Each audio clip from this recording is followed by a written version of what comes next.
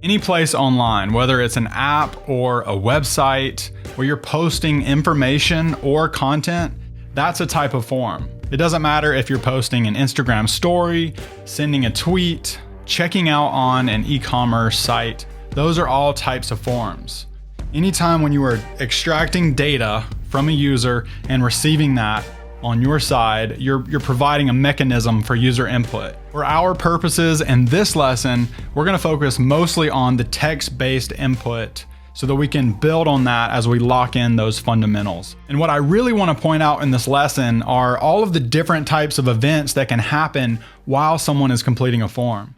So we're going to take a look at a few different examples where the point A is drastically different across all examples, but they're all filling out a form. So we're going to try to keep in mind, what is that person trying to do? What type of person are we designing for? And if we can know those things while we're designing the form, it's going to take us a lot further in terms of having a really good form design. So let's take a look at a few examples. The first thing we're going to do is take a look at the Fiberstream website. And this entire website is dedicated to helping people choose their internet plan at their building address and get them signed up all online. So it's really based around this one form, and you start off by typing your building address. And we spent the majority of this project going through this flow and this form, trying to figure out the best way to design this for someone to make it as seamless and as easy as possible. So first of all, you tap into here or click, and you can type your address. And we have autocomplete that will show up to make it a little bit easier. So you can choose your address. You can go back, change it again. And then you have a unit number, because a lot of these are apartment complexes, or in fact, all of them are. So let's say we're in unit 100. And notice what's happening here. If we go back to the home screen, it's just one input field. This is a design decision to make it quick. If you live at one of these buildings, you can just say, oh, you know what? I'm at 628. And then we are conditionally showing the unit number field just for sake of simplicity. And that's definitely a design aesthetic decision, but it's also a user experience decision. We are looking at and saying, okay, start typing your building address. All right, let's do it. Type my building address. See, there's not even a label because it's one field. And if there's only one field, you can get away with that. We might need to say, check availability at your address or building address. Maybe there could be some subtitle text, but nonetheless, if you go and notice these dots here, we're showing availability and no availability. So that one's not going to be available, but there's a way to request. So it's not a dead end. It's not just saying, oh, I'm sorry, but it is something that you have to account for if you get to some type of dead end. We're going to go back and we're going to type this again. So already we're showing that it's either not available or available with this little orange circle. So if I click here and I go to unit number, then all right, it's available. And this is technically still a form. I mean, we're showing a result here, but we're still kind of in the form process. So, okay, I have availability to get internet at this address. I just need a fiber jack, and we can have one of our technicians wire up your unit in no time. Okay, great. Get fiber now. All right, this is a form, okay? These are kind of parent selectable items. I can choose my internet package, and let's say I want to get the fastest. I get to choose my router. So these are technically radio buttons, and we're making the decision to collapse them once they've selected them to move them on to the next. So you can go back. Now we're going to choose our router. Let's say we have our own. And home phone, it's disabled. Notice how it's completely grayed out. It doesn't have enough contrast to pass contrast accessibility, but if it did, it would look active. So we're leaving it grayed out. And there were enormous amount of conversations around this one screen and around how we should lay all of this out. So let's move on to the next screen. All right, when do you want the technician to come out? So instead of showing a huge calendar, we're just showing the next availability. It's like, assuming that people want internet as fast as humanly possible, we're just showing them the next available block of time and then giving them the ability to have more and more, rather than show like a big calendar, which is definitely an option. We just wanted something quick and simple the first available time. Let's go with that one. And now we'll go to next. All right. And now we have a simple contact information, and we're using the float label on this form. So we're just a little bit cleaner, and we can save a little space. So we type here, I can go Bob, example, Bob at Gmail, and so on and so forth. So that was, one example of a form design. And, it's really a building block of all of these input field examples that we've already designed. We have this like really contrast dark state for each of the input fields. You'll notice that this is a pre-formatted phone number field. So if I type in 555 555 5555, it's not going to let me type anymore, because this is as much as possible. This is as much information as possible that can go in this field. Now, we could have technically made this form field right here a little bit smaller, and maybe that would have been fine, but we also kind of like this aesthetic of it just kind of having this streamlined feel like this. Since it's not crazy wide, we can get away with that. It's got a very small feel, it's very focused. There's not a huge navigation anywhere. It's very hunter oriented. Someone who knows exactly what they want as quickly as humanly possible. Give me all of this stuff. Go on to the next. Let's get it signed up. Yes, I want to do it. Okay, here's my info. Boom, I'm going to do it. And also, you got to have some good error messages as well. Now, if you look at the actual design files for that, this is showing what this was designed at the mobile size. And a lot of times if I'm working on a responsive website, I'm going to focus primarily on the mobile stuff first, because this is often the hardest to get right. So you can see that we have the same kind of thing. Check your address, unit number. This was actually the original design. And then later we decided to hide this until you've entered your information. And so same here, as you start typing, we're showing an autocomplete suggested list. Then you've got your unit number. If you look back and forth at each one of these, you can see how the mobile screen looks really similar to this screen. So we're able to just repurpose a lot of that for the desktop version with the wider navigation and everything like that. And then you've got your packages that you can choose. All of these were kind of, very, very meticulously designed. And because we're not really using any borders or shadows, I had to pay very, very close attention to this shade of gray.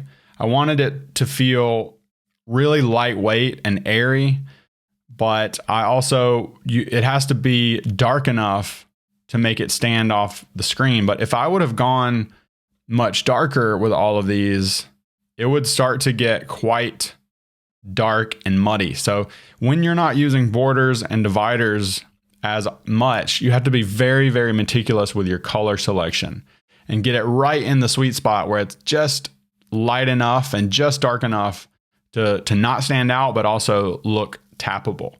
And I'm also paying lots and lots of attention to the intricate little margins in here. So I want everything to feel like this nice parent-child relationship and have everything nice and lined up. So we've got this aligned with that. We have this option for this secondary line, little extra details for finding out more information. And then every single screen just has this giant orange, unmistakably bright and focused, visually heavy next button to take you to the next screen. And once you get to create account, this is another option where we showed the possibility for signing in with Facebook or Google account, or signing up with email. And that was the same exact screen that we saw right here. It's just they ended up deciding not to integrate that third-party information. And then right here, showing the error states, showing the activation date. Once you've signed up and you want your service to start, there's another thing that you have to add in, and it's like a little success message. Then, of course, you have to pay. There's another form for payment. So we're asking someone to pay with Apple Pay or with Google Pay or their card number, and showing the pre-formatted form fields for that. So there's lots and lots of different types of forms that are all kind of built on those input fields. And really, this is mostly a user experience type of problem and a product design type of design solution at large, but it's made possible with all of these different types of interface design bits and pieces. All right, on this next project, I want to show you this wireframe that I designed for this company based out of Scotland called Skyscanner. They were designing this business traveler app, and I was in charge of kind of figuring out the flow and the interface, but this was quite a bit more complicated and we hadn't landed on a final look and feel yet. I kind of combined this user story and this wireframe flow kind of all in one to just set the stage. So I had this guy, Eric, who had an office in Berlin and he was going to make this trip regularly. So he's familiar with all of the legs involved and he just needs something quick and easy. And he wants to send it to Doris, who manages all of their travel. So just kind of setting that expectation for the type of person you're designing for. If you're just designing blindly a form and you don't have an idea of who you're designing for, your forms are not going to be as good as they could be.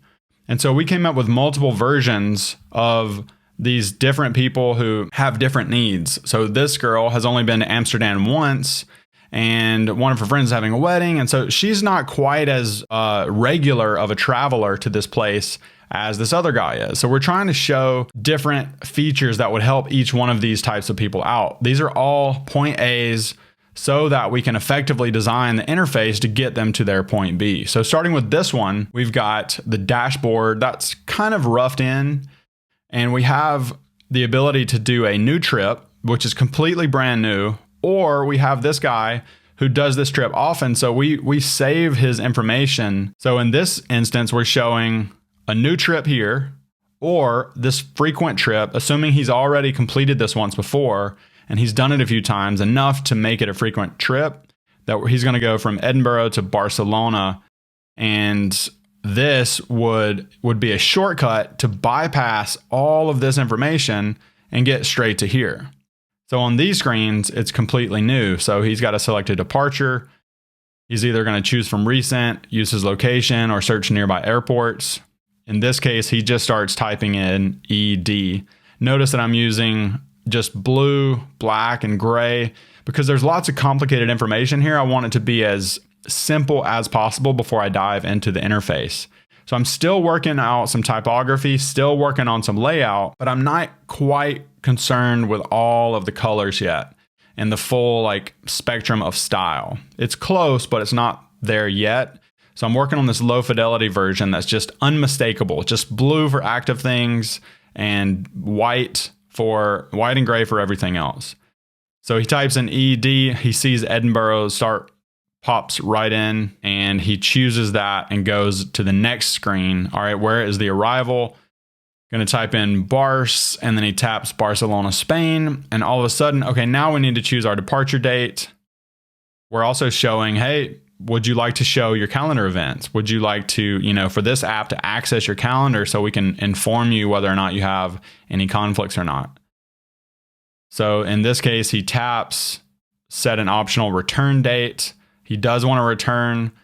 So if you only tap here, it's going to be a one-way ticket. If you tap here, it's going to be a round trip. And then he chooses the number of travelers.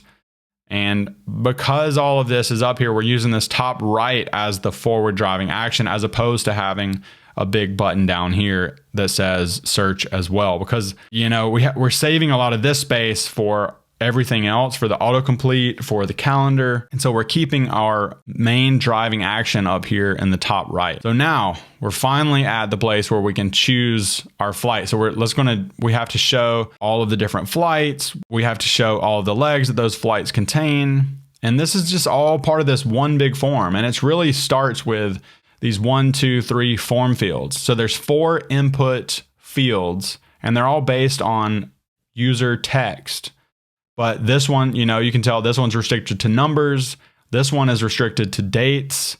And these are restricted to location. And so we're kind of intelligently showing a very small amount of kind of space in here because the keyboard needs to be showing as I'm typing. You could technically, I think we may have even come up with some other examples where only the input field was showing. And then, you could kind of put the input field up here and then have all the autocomplete stuff, but you still need your back button. And, it's a kind of a delicate balance with how much information you show. And notice also, I'm trying to show this keyboard because on mobile, this keyboard is going to be showing if you're inputting text. So you have to make sure that you're only working with about 60% of the screen for this entire design. Until you get to something like this, you don't need user input necessarily if you have some kind of pre-formatted selection mechanism. So moving on over here, Eric is searching this flight. We also have the ability to add another traveler. He could add another one of his colleagues to this same flight. Because remember, he's going to send this to the admin at their company, and she's going to book the flights for both of them. And this is just kind of a tool for business travelers. So we're searching. Now we're going from Edinburgh to Barcelona. Choose the flight. Okay, once you tap this is just an option for bookmarking for later. So we're selecting an outbound flight, then we're selecting an inbound flight. We're coming over here and there's lots of stuff here. So I'm still not quite sure how this is going to work. So for now, in a low fidelity version, I'm showing, okay, there's 2 book flights. It's the outbound towards Barcelona, and then it's the inbound back to Edinburgh. So we've got 2 book flights. We can either book this trip now, we can send this trip to someone else, or we can add a hotel. So I'm just temporarily showing these actions. And, there's nothing wrong with showing to be designed if you need to kind of bridge that gap. So now we're choosing a hotel, and I want to show what all of that looks like. Now we have 2 booked flights, 1 booked hotel, and then send this trip to someone else. And so we're going to shoot off an email to Doris. So just a really, really complex type of form here that goes way beyond just a simple email and password. So there's all these different little states that you have to think about. First of all, you have to know who you're designing for. Then you have to know, okay, is this a date or a location? And is there any way that I can make it easier for someone to select this? And is this pulling from a database of existing airports, or is this a complete free form type of input field? And so all of those little details are going to drive your decisions for what and how you design this input field. A lot of the pre-formatted types of things like airports, you're going to need to select that out of a database, but you also want it to be easy to find. You don't want to show a scrolling list of every airport known to man, but then no way to get through it without scrolling. So this is kind of the best of both worlds, where this is kind of like autocomplete. You choose the one and then it kind of pops in the airport code. The interface design version of those wireframes ends up looking something like this. This is quite old. There's a lot of things that I would change about this now. And you can see here that I actually changed the airport terminal actually starts to autocomplete right below the input field. As opposed to this one, you can see I was still showing departure date and the quantity. But I think I made the decision once I got over back into the interface design. That's when I realized, you know what, we could show a lot more here if I just temporarily covered up those 2 fields. And so you can see here, this is search. And so I'm changing round trip one way. So once you start typing in this field, we're changing the title. Select your from. Where are you leaving from? So AT, so we're leaving from Atlanta and we're going to, and we're changing the title in both forms. Something as simple as just tapping into another field can change pieces of the interface. And now I'm going to select Edinburgh, and then it's going to kick me over to this new select departure. So each one, it was like we're entering into a new mode. Like this is the input field mode. And then done goes back here. So the same thing here, select departure, select return. We've got our calendar. We've got a notification badge if you want this to access your calendar.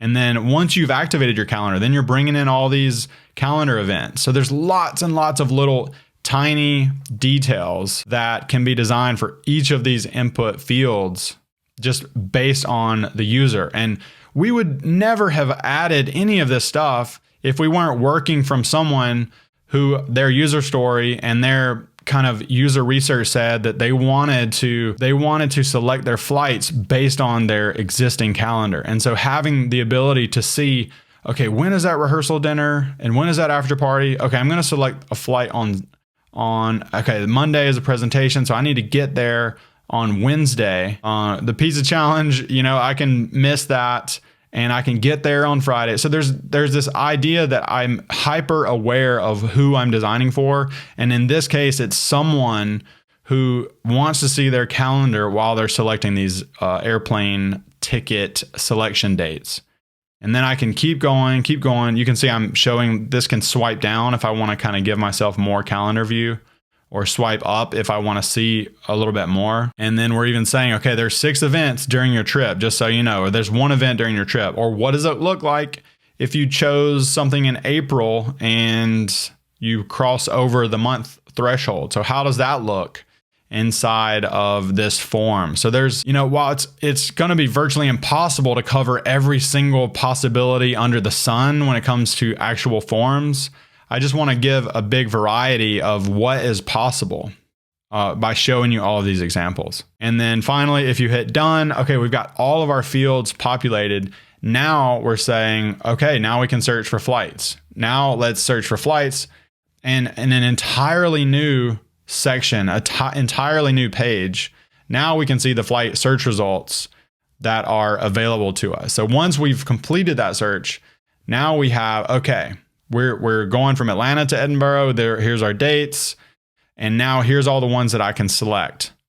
And if I need to go back, we're going back over here. So this is just a giant form. Okay. And even the filter, we're not going to get into filters too much, but a filter can be a part of the form. And so we're launching this entirely new view. So lots and lots of different little bits and pieces in this big Skyscanner flight selection.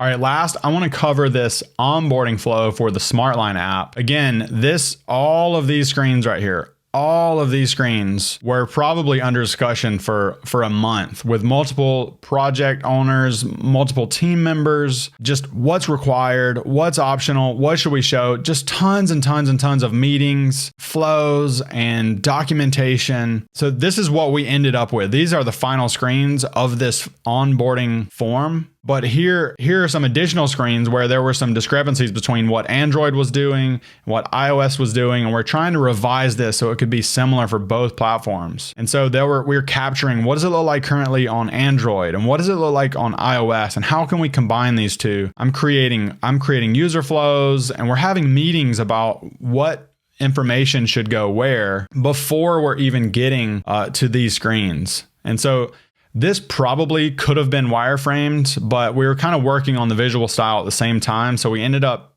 kind of doing this with the final visual style. But on this form, you can see, okay, we're going to get started. We're choosing a second line for our business. So the very first thing that we needed to do was search for an area code. So I had lots and lots of designs for this input field. I had a standard input field with the background, and then I had multiple versions that stacked input fields together. And then finally, we just decided we wanted to use the entire screen as the input field. Just have this huge, unmistakable area code input field in here. And I'm definitely using some AA large, possibly even slightly on the failing side text in here, because again, it's going to be very, very important that this text doesn't look active. You can tell this one color right here, this has a failing color.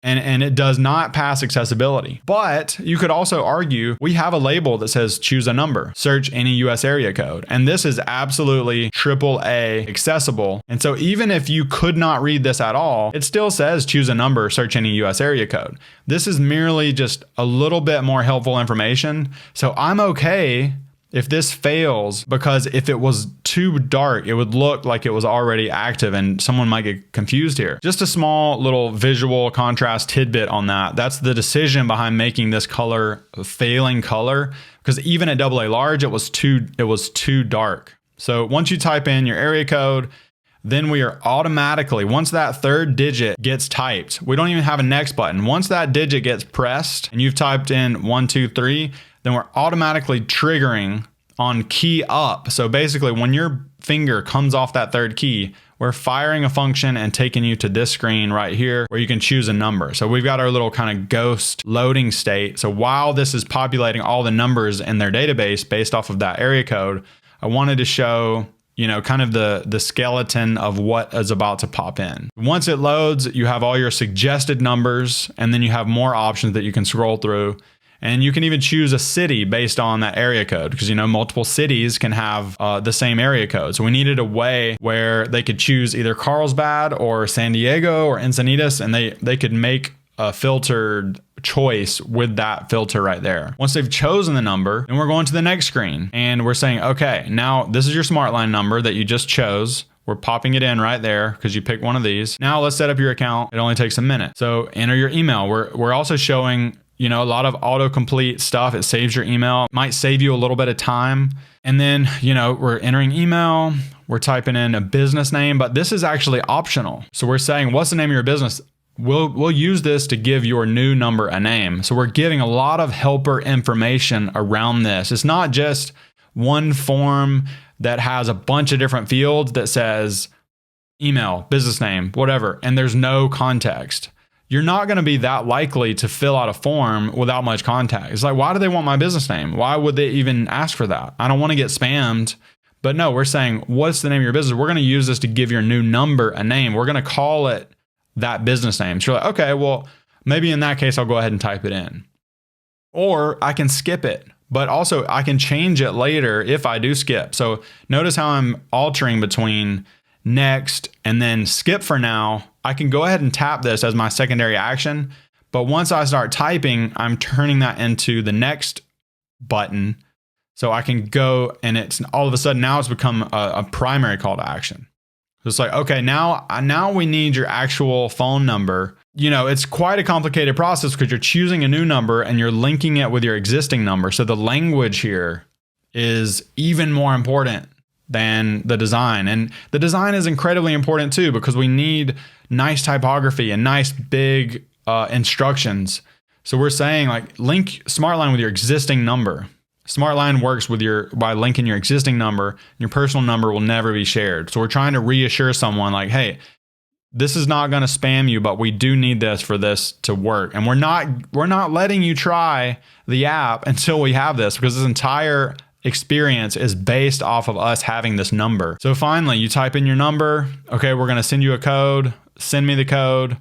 What's the verification code? And notice how we've broken every screen, almost every input field, not even almost, every input field doesn't have a background, doesn't have anything. We're actually just using this entire screen as the input field. We're showing, okay, messages, well sometimes that'll pop in the code. So, okay, there's the code. We got it. All right, finally, we're here. Your account is ready. Email, mobile number, your SmartLine number. Your business now has its own number. Start your free 1-month trial to make it official. And so this is a huge business decision about whether or not you do free trials and all that. So that is really another topic that we can get into on another course. Even from here, okay, I want to start my free trial. Once you start the free trial, there's still more to do. You have to double click this to get the App Store going. You're setting your number. Okay, I need contacts. This is required. So we're not letting you do this.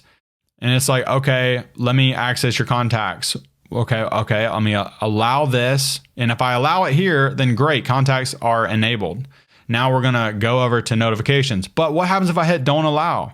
This is a huge UX question inside of app design. If I hit don't allow, all of a sudden I need to give them information on what it's gonna happen. So SmartLine works by creating 2 contacts on your phone to handle incoming and outgoing calls. Basically, we need access to contacts or this app will not work. Oops, this is required. And it's not some danger alert. You have to do this or or the phone will explode. It's just a simple like, oh, I'm sorry, contacts are required. You need to add this. So this is what you need to do. Go into contacts and go ding. So we're providing another entryway, no dead ends. Open in settings. Okay, go here, allow SmartLine to access. Boom, you're done. Then you can go back and do notifications. This is also required because we have to make the phone ring when someone calls your number. But you also have to be aware of what permissions you need to do. So the same thing. If you do notifications, then we give you a little animation and move you to the next thing. But this is an advanced form. This is a lot more than just name, email, and password. This is months and months of work conversations, whiteboarding flows, and visual design kind of all coming together. Another couple of forms here, you can set your business hours, you can set up a voicemail. And we're actually showing, okay, we're already making this selection for you. We're showing, okay, you're set every day from 12 a.m. to 12 a.m. or 12 a.m. to 12, whatever it is, 12 a.m. to 11:59 p.m. is what it probably should say. If this looks good, just hit save. And if this default greeting sounds good to you, just hit next. Otherwise, you can change it right here, but we just want to let you know that this information is available. And then finally, we're in the app. Once we hit next, we can go here and we see, okay, actually we can call or text a friend with our new number. And this is more of like kind of that onboarding hint type thing, but it's critical that you have the default input field and the active input field, and that you show what it looks like with the keyboard showing all the different variations that could happen. What does the error message looks like? This really comes down to style and design direction. And we chose this very, very minimal approach. Whereas, there's definitely some other times, if you look back at the SmartLine example, we have a simple, kind of underline input field. And then even with the FiberStream example, we have more of a slightly standard, still a little bit kind of designed out to make it on brand, but more of a standard input field. I wanted to point out these examples to give you kind of a big variety of what can happen on onboarding and account creation and signing up for things. Okay, so I hope all of those examples just gives you a taste of how important it is to know exactly who you're designing for, so that you can better provide those situational responses while they're searching for specific things, and you can meet their needs a lot more easily. And again, I know this is coming from a much broader UX and product perspective versus just visual design, but your visual designs are going to absolutely shine and make the user completely delighted if you're able to meet them where they are. So for this lesson's homework, I want you to take a look at designing 3 different forms. And we're gonna build off of some previous lesson exercises. So if you have a mobile app or a software website or a big corporate website, or you wanna change it up, that's completely fine. But ideally you would build on your previous lessons and you would create a sign up form, you would create a login form, and you would also create a little spin-off forgot password form. Now, I think it would be ideal to show maybe the sign up form in both mobile states and a desktop state. So you can show the differences between the sizing and the layout might change a little bit. I've got some examples down below that you can check out. And then I want you to create the login form and the forgot password form. All the details down below. There's lots to consider even with these simple forms. So you don't have to create mobile and desktop for every single one, but as long as you have the overall layout between something like the create account, then that could be enough to kind of showcase what that form is going to look like, whether it is the login or create account, because you're kind of creating the system. So once you have that in place, then you can really focus in on the mobile versions, because designing the mobile forms are always going to be a little bit trickier because the keyboard is going to be showing and you might not have quite as much room that you would normally have on a desktop. So I like to design with the tightest constraint possible, so that if you can solve that first, then solving it on a much larger screen size is going to be a little bit easier. So check out those details down below and can't wait to see what you come up with.